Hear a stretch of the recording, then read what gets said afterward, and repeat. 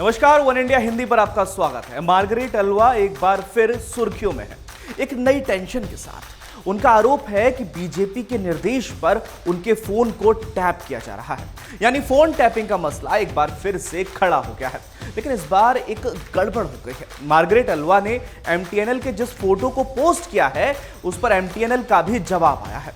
साथ ही लोगों ने भी दिल्ली पुलिस की एक चेतावनी का जिक्र किया है। तो ऐसे में क्या है पूरी सच्चाई, इस रिपोर्ट में देखिए।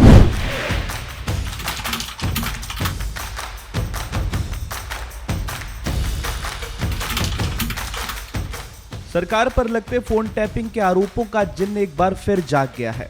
दरअसल उपराष्ट्रपति पद के लिए विपक्ष की उम्मीदवार मार्गरेट अल्वा ने कहा है कि उनके मोबाइल फोन से कॉल ना तो जा रही है और ना ही उस पर आ रही है। साथ ही एमटीएनएल पर तंज करते हुए उन्होंने कहा कि अगर इसकी सेवाएं बहाल हो जाती हैं तो वह भारतीय जनता पार्टी, तृणमूल कांग्रेस या बीजू जनता दल के किसी भी सांसद को फोन नहीं करेंगी।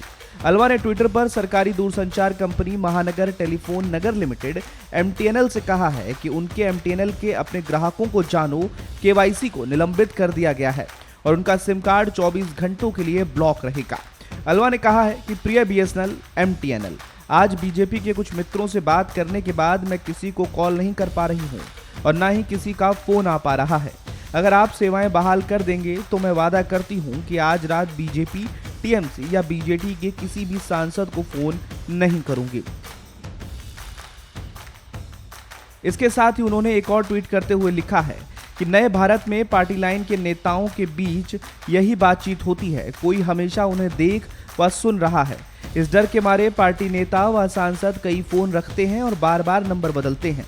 आपस में मिलने पर भी फुसफुसाकर बात करते हैं। उन्होंने कहा यह डर लोकतंत्र को खत्म करता है। आपको बता दें कि मार्गरेट अल्वा के ट्वीट के रिप्लाई में एमटीएनएल ने क्या लिखा है। तो एमटीएनएल ने लिखा है कि कभी भी एमटीएनएल व्हाट्सएप, एसएमएस या कॉल के जरिए ई-केवाईसी करवाने के लिए नहीं कहता है। एमटीएनएल समय समय पर अपने उपभोक्ताओं को ऐसे फ्रॉड से बचने के लिए जागरूक करता रहा है, इसलिए कृपया ऐसे मैसेज को नज़रअंदाज करें। ये एमटीएनएल द्वारा भेजे गए बिल्कुल नहीं है। साथ ही आपको बताते चलें कि मार्गरेट अल्वा के ट्वीट पर रिप्लाई करते हुए कई यूजर्स ने दिल्ली पुलिस के एक पोस्ट का भी हवाला दिया है, जिसमें दिल्ली पुलिस ने सतर्क किया था कि कुछ फ्रॉडस्टर एमटीएनएल के नाम से मैसेज भेजकर फ्रॉड करने की कोशिश कर रहे हैं, कृपया इनसे सावधान रहें। वहीं 6 अगस्त को उपराष्ट्रपति पद के लिए होने वाले चुनाव से पहले विपक्षी एकता की गांठ ढीली पड़ती नजर आ रही है। पश्चिम बंगाल की सीएम और तृणमूल कांग्रेस की प्रेसिडेंट ममता बनर्जी ने वोटिंग से दूर रहने का ऐलान किया है। इसके बाद विपक्ष के नेता उन्हें मनाने में जुटे हुए हैं। इधर विपक्ष की उम्मीदवार मार्गरेट अल्वा ने भी ममता के साथ जाने की अपील की है।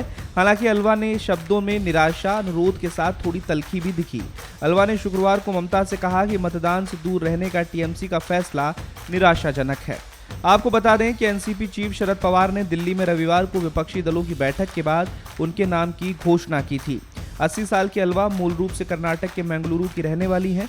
कभी अल्वा ने कांग्रेस हाईकमान पर टिकट बेचने का भी आरोप लगाया था। अल्वा राजस्थान समेत 4 राज्यों की राज्यपाल भी रह चुकी हैं।